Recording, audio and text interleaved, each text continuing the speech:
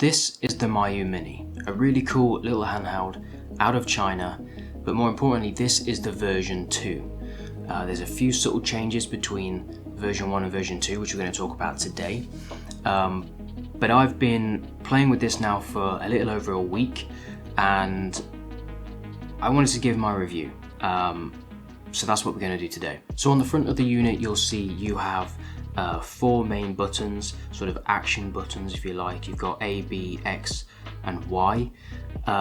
You've got a D-pad, you've got a start and a select button. Pretty standard configuration for handhelds like this.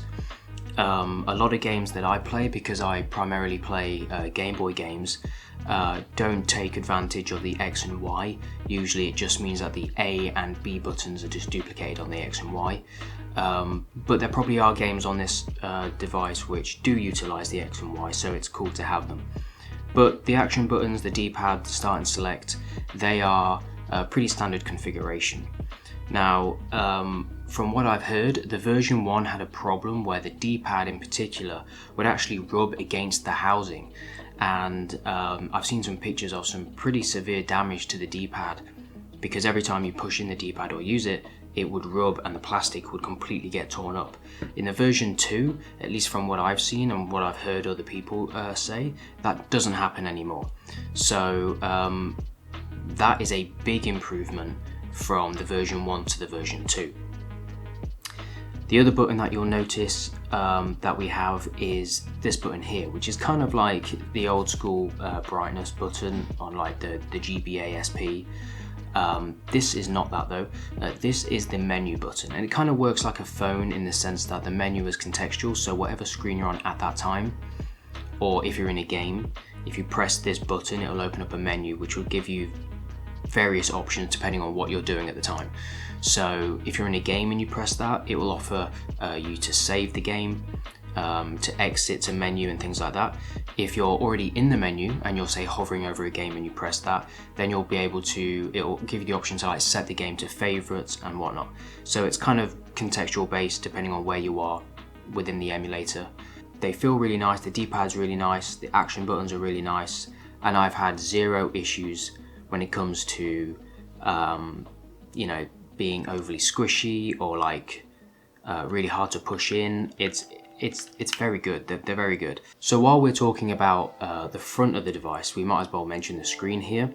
So the screen has had an upgrade. I don't know if the actual screen itself is different, but the glass in which it's laminated with is slightly different.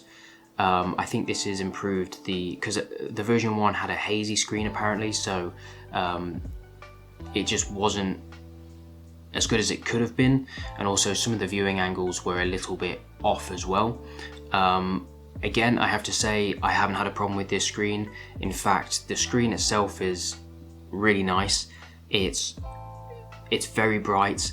I've not had a problem with it at all. In fact, I think it looks really good. It's a smaller screen, so you know, they're usually a bit more forgiving, but regardless, I think it's actually still a really high quality screen anyway.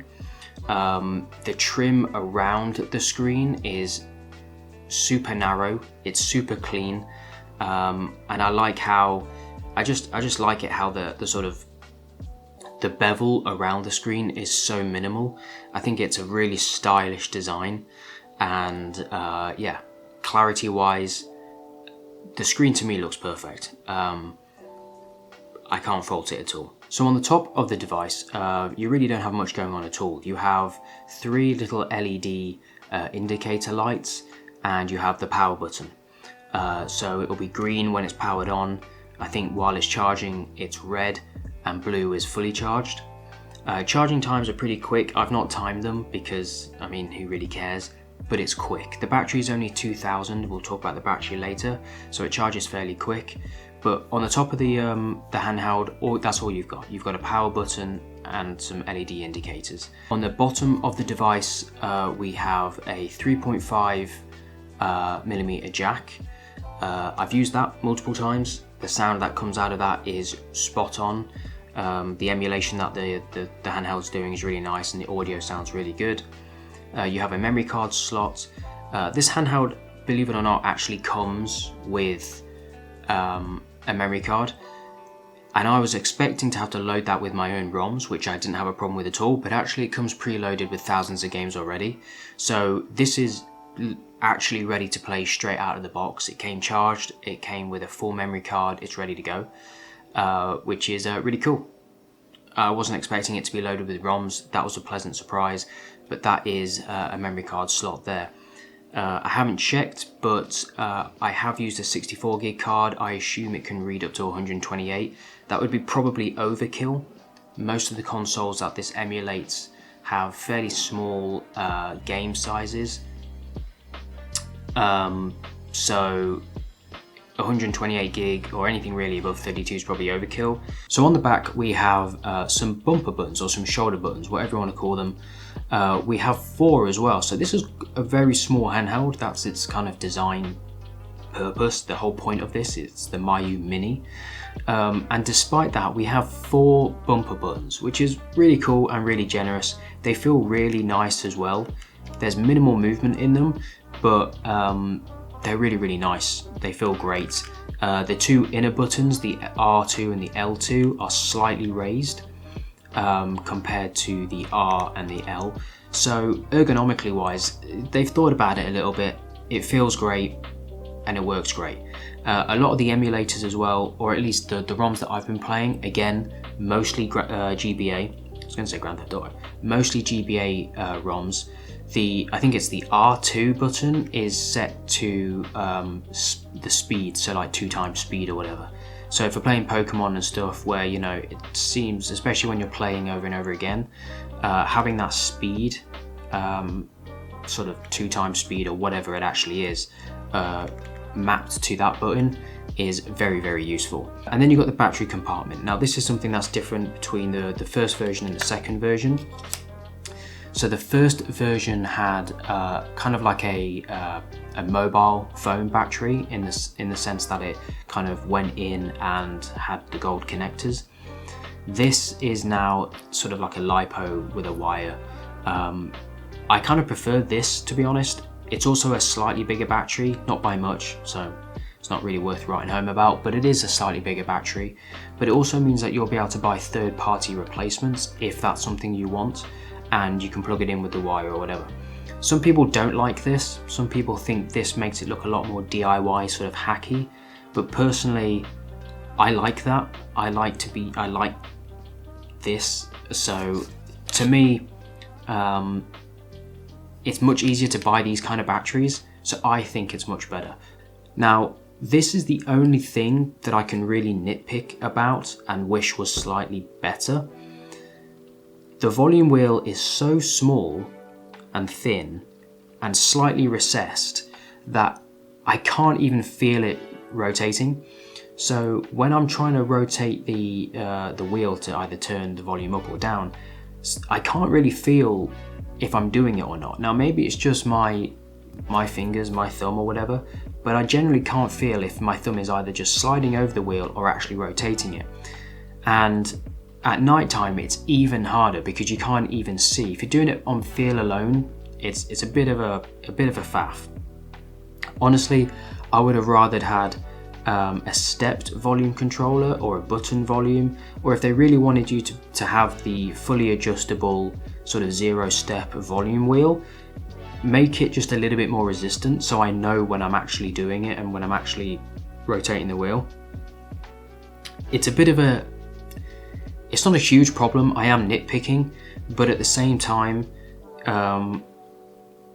it annoyed me quite a few times. It does annoy me. So if there was anything that I would change about this device, it would be the volume wheel.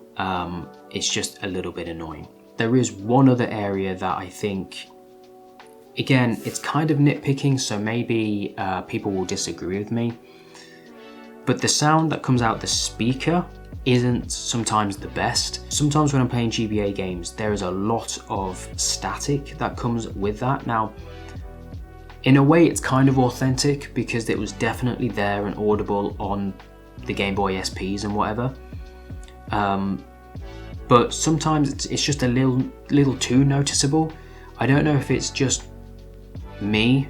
Maybe people, you know, have a different opinion, I don't know. But when I plug it into the 3.5mm jack, I get really nice clean audio. So I'm led to believe that whatever little speaker they've used is not the best. So again, if there was something that I would change in the version 3, if they bring out a version 3 or whatever, it would be probably just fit a slightly better speaker in. But again, I am nitpicking on a device that costs 50 quid. So all in all, what are my thoughts? My thoughts are this is a fantastic little handheld. I paid, I think, all in, including delivery, I think it probably came to about 55 British pounds. I don't know how much that is in dollars, maybe $65, $70, but either way, this is a fantastic little handheld. It feels solid, the build quality is so good, there is not one bit of squishy, cheap feeling plastic on this at all. It has a really good weight to it as well, because I would imagine this whole thing is rammed full of electronics to get it this small. The screen is sharp, the colours are great, the buttons feel good, you know when you've pressed them, they're not too squishy, they're not too stiff. The battery life is pretty decent, and obviously the charge times are decent too because the batteries are fairly small. And with the new additional type of battery that allows you to just plug in another battery quite quickly, you can get some really cheap third-party batteries which, you know, get yourself a slightly bigger travel case and buy yourself a few batteries and you'll have hours upon hours of playtime. So all in all, considering everything this comes with, it's literally ready out of the box to be played with and whatever. This is probably, when it comes to handhelds, one of the best value handhelds there are. And for me, it's just about the right size. It's you know, size-wise, it couldn't be smaller. And I've got probably not that big of hands. So if you have got large hands, you probably are going to get definite cramp with this. It's not going to probably be very pleasant to play. But still, you can't hold it against it because that's the whole design choice behind it. But all in all, this is a fantastic handheld.